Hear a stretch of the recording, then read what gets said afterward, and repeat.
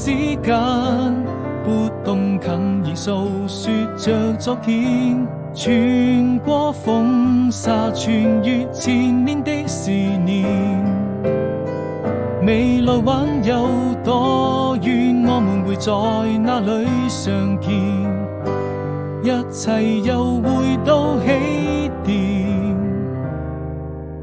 我知道夜和白天已經越來越遠，你會用那些時光停留在這個瞬間，永遠記得你那張純真的笑臉。哪怕被風化成一片煙沙，